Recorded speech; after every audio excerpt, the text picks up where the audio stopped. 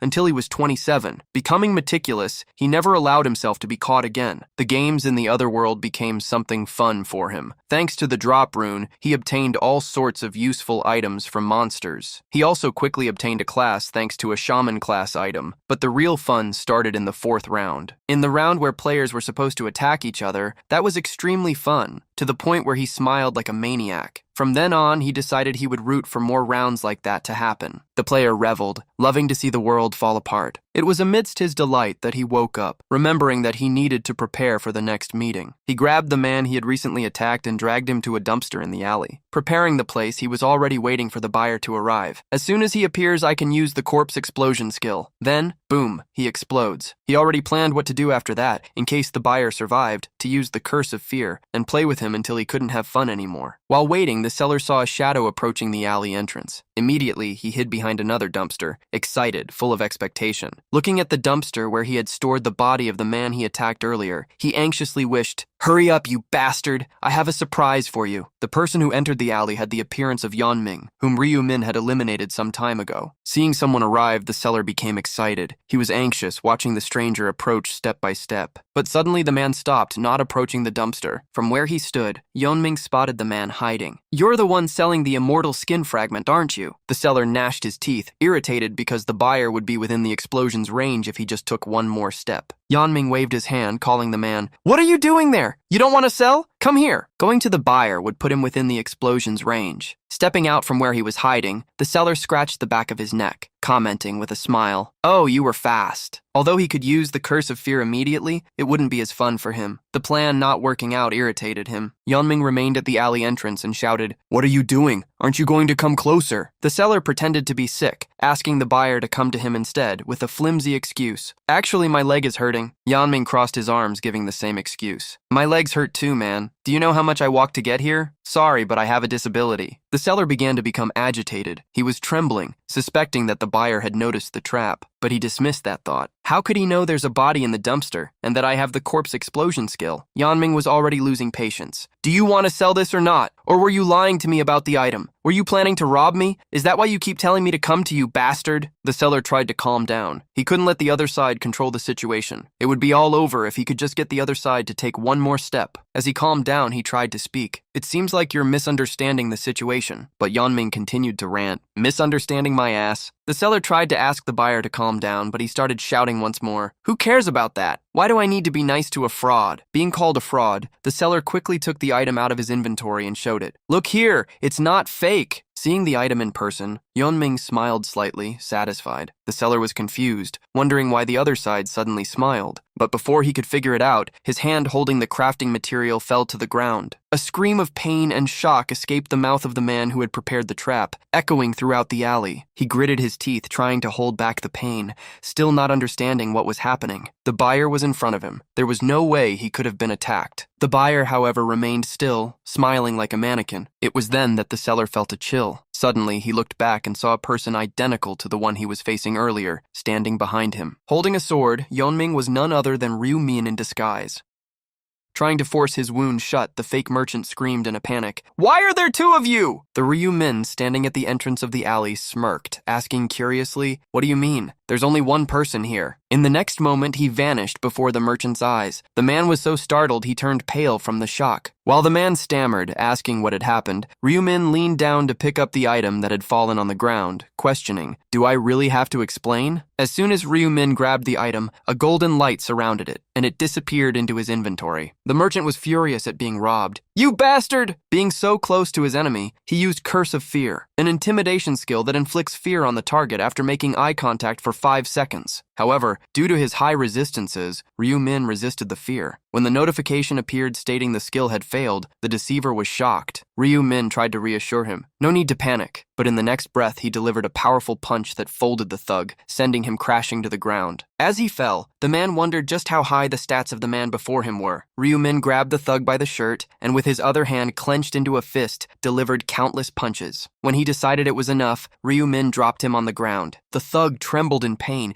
He couldn't even manage to stand up. Unexpectedly, Ryu-min approached, reached out his hand and used healing magic. Magic circuits ran through the deceiver's body, mending his wounds. When the pain ceased, he sat up, questioning what the man before him had done. Ryu-min explained what healing magic did, and in the next moment he resumed the beatdown he had paused. I'm not finished with you yet. Throughout the alley, the sounds of Ryu-min's strikes echoed as he pummeled the bastard who had claimed the lives of countless innocent victims. A whirlwind of punches was unleashed by Ryu-min, and once finished, he used healing magic once more. Feeling his body recover, the thug began to stand up while cursing, "You damn piece of trash!" Hearing that the bastard still had the energy to swear made Ryu-min believe he hadn't received enough punishment. The thug was waiting for his skill cooldowns to end so he could look for a counterattack. Just as the cooldown for Curse of Fear ended and he was about to use the skill, Ryu-min launched an unexpected strike. The thug was hit in the eyes. His face darkened as he screamed in agony. Holding the golden energy sword he used for the strike, Ryu-min cursed, "Your parents must feel miserable having a son like you. They must feel as wretched as you look right now." Even though he could no longer see, upon hearing the provocation, the thug summoned a sword from his inventory, which instantly began to materialize. Furious at being played, he swung the sword wildly from side to side, hoping to hit something. Ryu-min disarmed the lowlife and struck him, sending him tumbling backward. The thug rolled across the ground, powerless to stop until he hit a wall. In such a dire situation, he wondered what to do. Without his left hand and without his eyes, he couldn't even tell where he was. It was then that he remembered the corpse he had hidden in the dumpster. Ryu-min noticed the malicious smile of the man he was teaching a lesson. The man was planning to take Ryu-min to the afterlife with him. Immediately, the thug used the magic corpse explosion. Without warning, a massive blue fireball erupted, engulfing the entire alley. When people in the nearby streets heard the sound of the explosion, they were frightened and ran toward the alley where the noise had originated. There, smoke still covered most of the area. Trash and various pieces of dumpster metal were scattered everywhere. Sometime later, with the arrival of the police, the alley was cordoned off. The public was confused and curious. They wondered if there had been a gas leak, as all they were told was to stay back. On the stairs of a nearby building, Ryu-min sighed as he watched the scene. Looking to his side, he saw the thug he had just saved from the explosion. The name of that man, now missing an arm and a leg, was Ju Seong-tak, and his username was Stupid Idiots. Ju Seong-tak consistently ranked second or third in all regions, much like Ma Gyeonglok, the heavenly demon. However, even though Ju Seong-tak was skilled, Ryu-min refused to take him to the 20th floor due to the mountain of crimes he had committed. Yet that didn't mean Ryu-min wouldn't make use of him. The drop rune that Ju Seong-tak possessed was extremely opportune. It increased the chances of obtaining good items during hunts. It also increased the chance of a boss dropping a special item tenfold. Ju Seong-tak would continue to list good items for sale on the market. The only problem was his addiction to attacking buyers. Knowing that Ju Seong-tak would continue to target innocent people, Ryu-min drew a sword from his inventory and swung it in a clean cut. In the next moment, he once again activated his healing skill, regenerating Ju Seong-tak's wounds. Ju Seong-tak would be able to check his status as soon as he woke up and opened his eyes. However, since Ju Seong-tak wouldn't be able to reattach his lost limbs, Ryu-min had ensured he wouldn't harm anyone else. The most important thing was securing a source of good items, and since Ju Seong-tak didn't know Ryu-min's real face, he would never be able to get his revenge. Hours later, Ju Seong-tak woke up. He was still dizzy and wondered where he was. He remembered activating Corpse Explosion in the alley, and it was at that moment he remembered everything, the man who had attacked him. The memories became more vivid, and Ju Seong-tak fell into despair upon seeing that one of his legs was gone. He looked from side to side, trembling with hatred.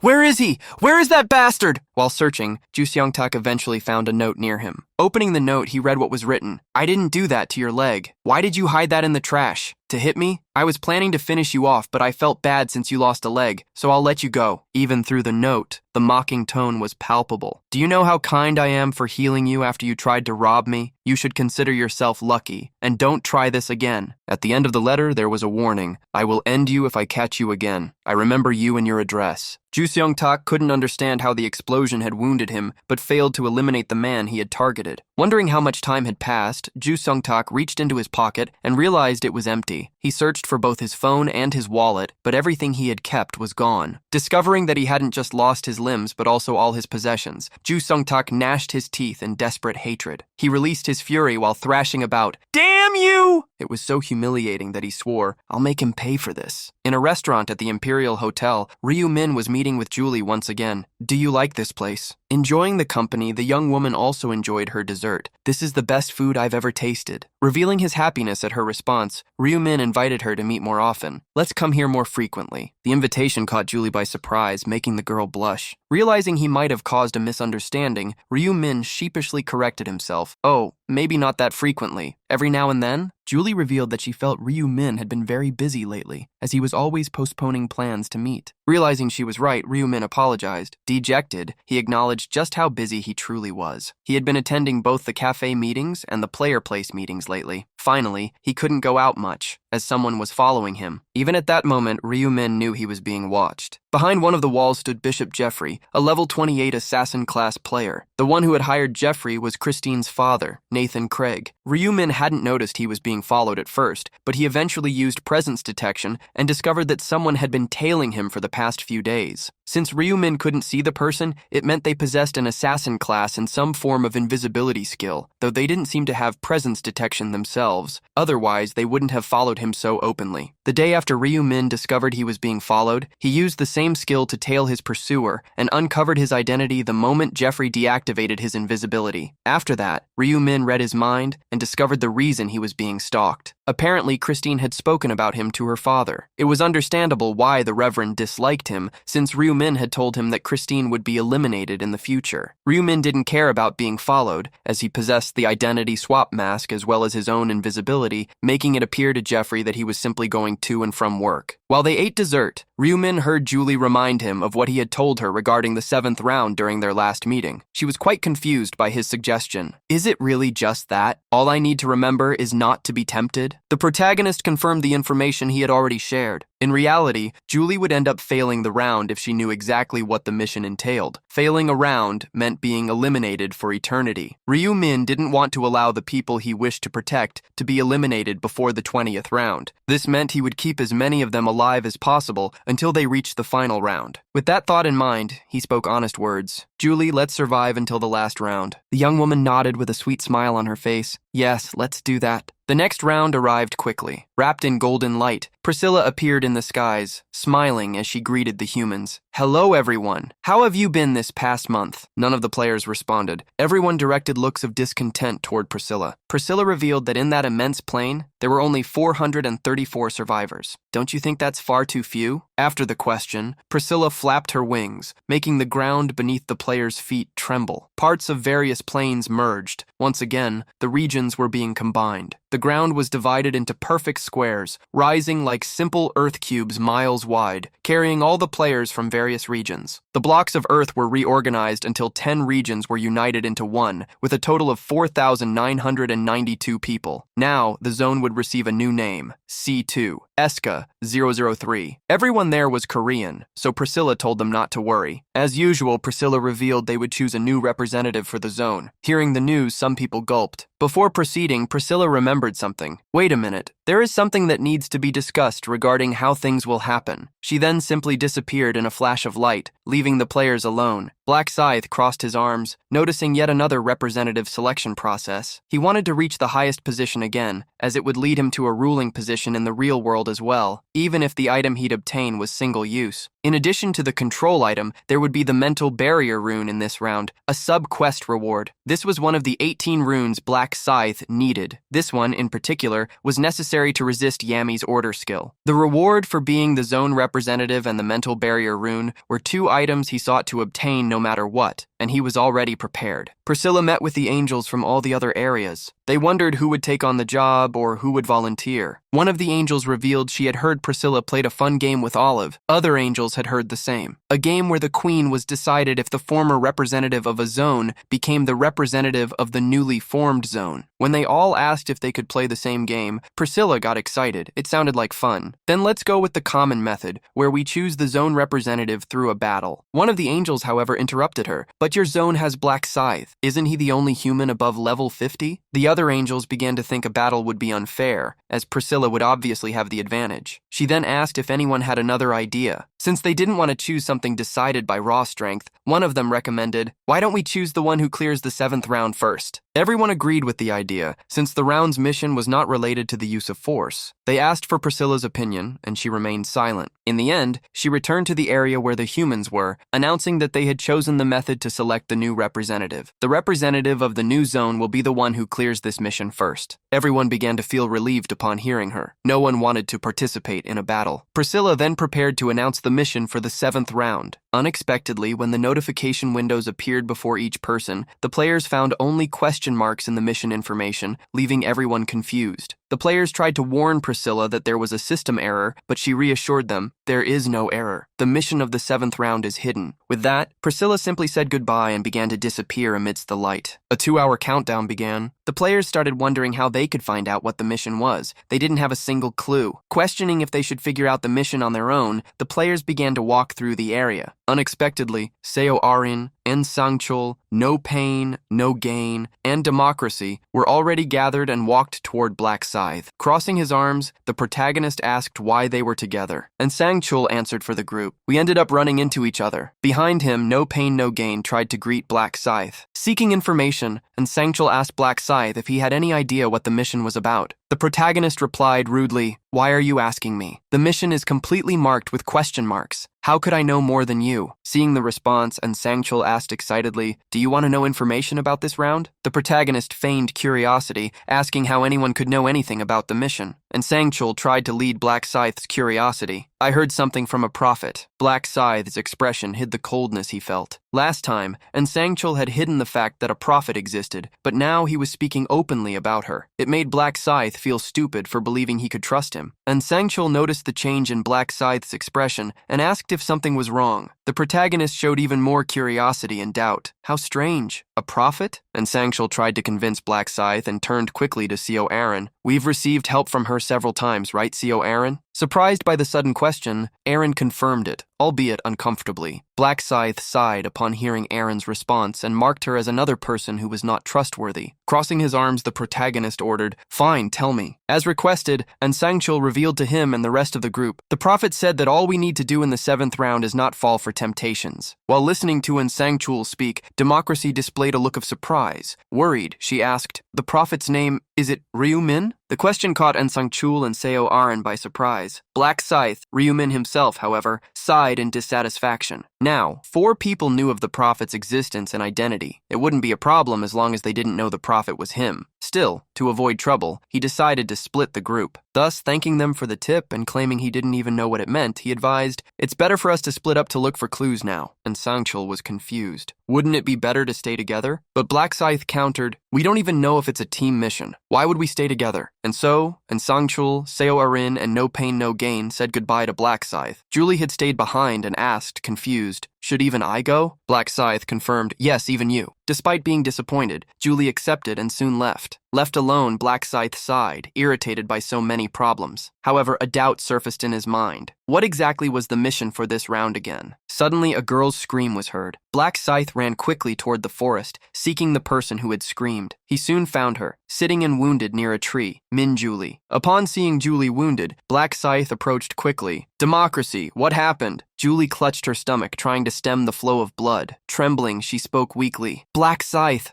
Min, help me, please." Hearing his name come from Min Julie's mouth shocked Ryu Min, who wondered internally how she knew who he was. Shaking slightly, Julie looked Black Scythe in the eyes. "Min, you are Ryu Min, right?" Confused, the protagonist asked how she could possibly know. Tears streamed from Min Julie's weary eyes. "Of course I would know. How could I not? You are my first love. Even if you try to hide it, I can tell." Surprised, Ryu Min asked if she had really been pretending the whole time not to know him. Min Julie replied that despite the pain, it had been quite difficult not to reveal her recognition. Propping Min Julie against a tree, Black Scythe asked what had happened and who had done this to her. Ryu Min quickly extended his hand, attempting to heal heal the serious wound in Democracy's abdomen. If he had been even slightly later, it might have been too late. As soon as he healed her, the protagonist pulled her closer and asked again who had done it. Weakly, Democracy revealed, "That man from earlier, An Sang-chul." Shock and hatred flared in Black Scythe's gaze. "Where is that bastard now?" An Sang-chul emerged from behind him, accompanied by Seo Aran, without hesitation. "I'm here." The protagonist glared at the security guard with irritation. "You damn bastard!" Hearing this prompted An Sang-chul to taunt him. "You have quite a foul mouth, Prophet." Black Scythe questioned how An Sang-chul knew his identity. An Sang-chul pointed to Min Julie, revealing he had pried the information out of her by force. Julie tried to apologize to Ryu Min. The pain had been too intense to bear. Seeing Black Scythe staring at him with pure hatred, An Sang-chul recommended he back down. Laughing mockingly, he commented, "Do you know how shocking it was for me to find out that Weakling was Black Scythe? Who would have imagined?" Furious, Black Scythe roared, "I want to hear what excuses you have before I end you. Why did you attack Min Julie?" An Sang-chul revealed his motive without issue. He had attacked the girl because she seemed close to him. She might have had useful information. Quite satisfied, An Sang-chul remarked, "I ended up discovering much more than I expected. The CEO is going to be really happy about this." Letting fury take control, Black Scythe ignited his dark scythe. "You think you're leaving here alive to tell him?" Before Black Scythe could close the distance, An Sang-chul warned him, "If you come any closer, I'll trigger the detonator in Min Julie." Shocked, Black Scythe looked at Min Julie, silently asking if An Sang-chul's words were true. Guffawing, An Sang-chul pointed to the person beside him. "This guy here is the one who helped me." The protagonist trembled, overtaken by surprise at seeing No Pain, No Gain of all people. With a cold gaze, No Pain, No Gain apologized, though he didn't seem to think it was necessary. In shock, Black Scythe wondered how No Pain, No Gain could have the Black Seed skill, a dark mage ability only learned upon reaching level 40. It allowed one to plant a seed anywhere, and when activated, a random summon would appear. However, burying the seed inside someone's body before activating it could cause an unimaginable catastrophe. Seeing the surprise in Black Scythe's eyes, No Pain, No Gain revealed he had been secretly hunting monsters to become as strong as him. The protagonist ordered him to remove the seed immediately, but No Pain, No Gain refused, leaving him deeply stunned. "I thought you admired me." No Pain, No Gain agreed. To him, Black Scythe had been like a deity, but he no longer felt the need to worship someone who wasn't perfect, someone who couldn't even grasp the situation he was in. Black Scythe's expression turned grim. The betrayal was absolute. With no other choice, Black Scythe asked what they wanted. An Sang-chul didn't answer immediately, speaking as if he held all the cards. "This woman must be quite important to you, isn't she?" Black Scythe cut to the chase. "Shut up and promise you won't hurt her, and I'll do whatever you want." An Sang-chul laughed like a maniac, intoxicated by the power of control. When he finally composed himself, Black Scythe questioned him. "What do you want? Information for the next round? The location of secret items?" With an irritating smile, An Sang-chul dismissed those thoughts and revealed, "I simply don't like someone like you, who deceived us and tried to control Mr. Ma." Coldly, An Sang-chul ordered, "Eliminate yourself from the round while everyone is watching. Do that and I'll let her live." Hearing the words of the man who attacked her, Julie trembled with fear, for herself and for Ryu Min. Unexpectedly, Black Scythe raised his dark scythe and left one last warning. "Keep your promise." In tears, Julie tried to run to stop him, but the blow was faster than she was. To Ryu Min, if he could save Min Julie, anything was acceptable, even falling before the malicious eyes of those who betrayed him. As his entire vision fragmented, from Julie's wound to the group of traitors, the world seemed to rewind as the mission was completed. Black Scythe found himself once again on that vast plain. He had escaped the illusion and completed the secret mission. Escaped the illusion within 2 hours. He had also completed the subquest, "Eliminate yourself from the game without hesitation." Realizing that it had all been an illusion reminded Ryu Min of the true meaning of this round. The main mission of the 7th round was to escape the illusion, but if a player knew in advance that they were in one, it wouldn't count toward the mission's progress. Because of this, Ryu Min had used his governor position on himself as soon as he entered the 7th round. As soon as the timer started, the system activated the illusions. If Ryu Min had been aware of them, he might not have been able to complete the mission. The order Ryu Min gave himself was not to think the illusion was an illusion until the subquest was completed. He had essentially erased his own memories of the mission. Ryu Min had brainwashed himself before entering this round to ensure he could complete the subquest. He expected the mission would involve saving Min Julie, even if it meant sacrificing himself, because he loved her. The 7th round created an illusion based on whatever made the player anxious. pushing them into a state of despair. In Ryu-min's case, his anxiety was related to his real identity being revealed and being betrayed by others. To the system, it appeared as though he loved Min-Julie, so it used that as the foundation to deceive the system itself. In the end, everything went exactly as Ryu-min had planned before entering the game and assuming the identity of Black Scythe for this round. While Black Scythe smiled, satisfied with the result, hurried footsteps ran toward him.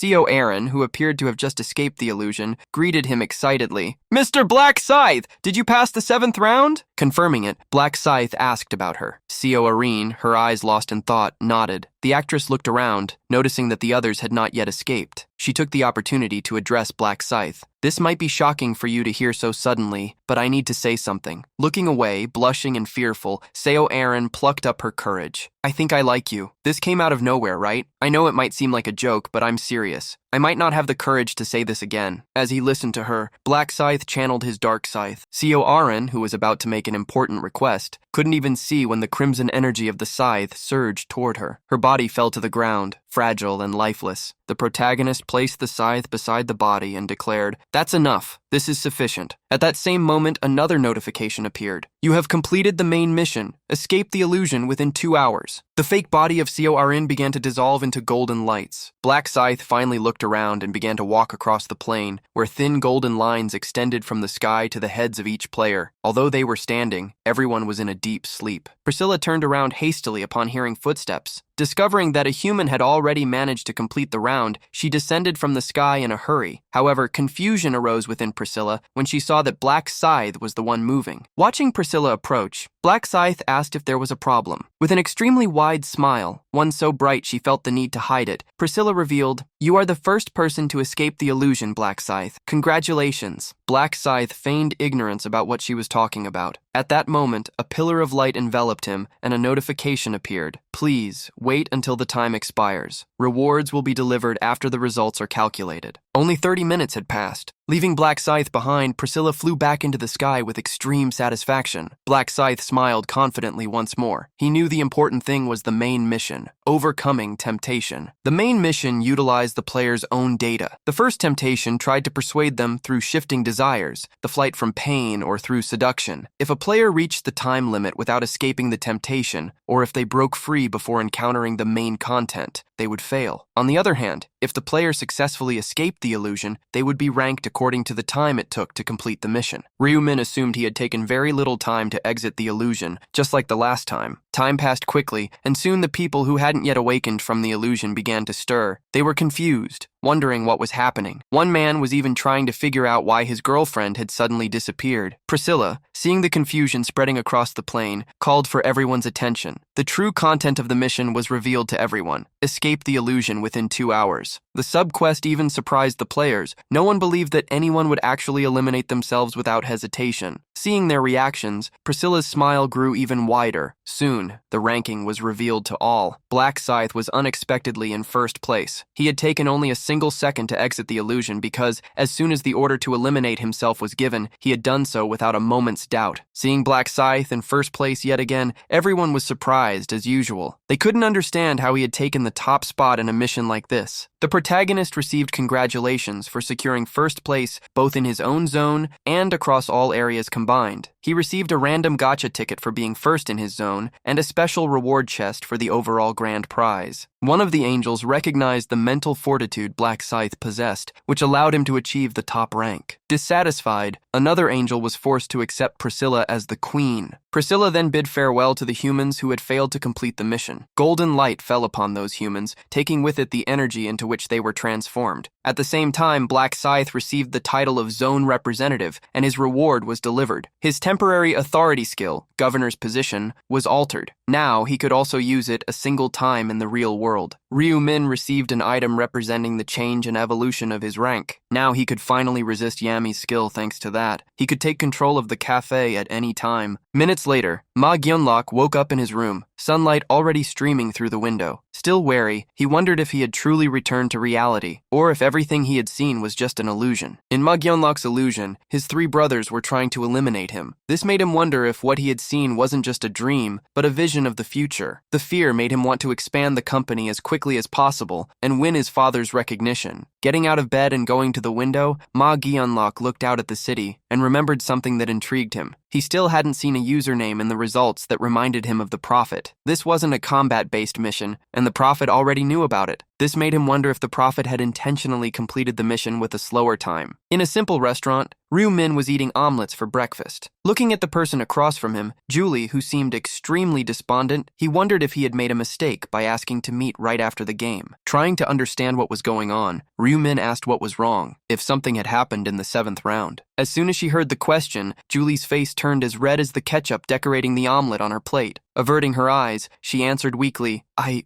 don't know. Claiming not to know what she had seen, Ryumin told her to just forget it, as it was in the past. While Julie recovered and talked with Ryumin, Jeffrey continued to observe them. At that moment, the protagonist revealed his reason for wanting to speak with Julie, to tell her about the 8th round as soon as possible. Ryumin wanted Jeffrey to listen intently. To win Christine's trust, Ryumin wanted the information about the 8th round to reach her through Jeffrey. A few hours later, a call was placed. Yami and Lost Yark hadn't been connected to it yet, however. Sitting in front of the computer, the president of the cafe checked the news on his phone. There was an interview with a Korean survivor, as well as 2 news pieces about the player market. Between the two, there was an interval of only 5 minutes. This left the cafe president extremely dissatisfied. Earlier, he had met with a man, CEO Song Baek-hyun. In the large room with glass walls, the CEO had commented, "I heard that the youngest son of the Osung group has been successful with player items. He is 3 years younger than you, and yet he has a much sharper eye for business. Besides, you aren't even a player. You won't be able to have an article written about you even if you wanted one." Biting his lip with hatred, he cursed Ma Gyunlok as well as the system. "If I had become a player, I could have rivaled him." Seeing more news reports being released, the cafe CEO firmly believed that to prove himself to his father, he would need his plan to succeed. At that moment, both Yami and Lost Yark connected to the video call. Yami greeted the 2 men on the call. Lost Yark remained silent, listening to the cafe CEO speak to Yami. "You said 3 people passed the test in the last interview, right? We will proceed with the plan tomorrow." At Reverend Nathan Craig's church, he met with Christine and recommended to his daughter, "I think it would be best for you to keep the prophet close." Christine couldn't understand what her father meant. Do you really believe him now just because he got one thing right? It could have been a simple coincidence. To convince his daughter, Nathan revealed he had sent Jeffrey to investigate the prophet and had reached a conclusion. He is not a dangerous person. He is just a young man who lives a simple life between home and work. Even your fiancé trusts him. They have business together. Even with all the evidence that the prophet was a good person, Christine still wasn't sure. It was then, interrupting the conversation between father and daughter, that Jeffrey appeared with a revelation. Entering the room, he said, "I just obtained information about the 8th round from him." Surprised, Nathan asked if a prophecy had already been made. Jeffrey confirmed it and revealed that the prophecy was quite detailed this time. This made him believe they would be able to judge if the prophet was real based on what happened in the 8th round. Christine was hesitant but agreed to follow the plan. Jeffrey had heard Ryu Min say, "The difficulty of the 8th round depends on the choice you make. The experience points you obtain will also vary because of it." The information he obtained from Ryu Min, which he revealed to Nathan and Christine, made Jeffrey believe that something new would happen in the 8th round. Christine asked what he had in mind, and Jeffrey revealed the appearance of characters. In the 8th round, NPCs will appear.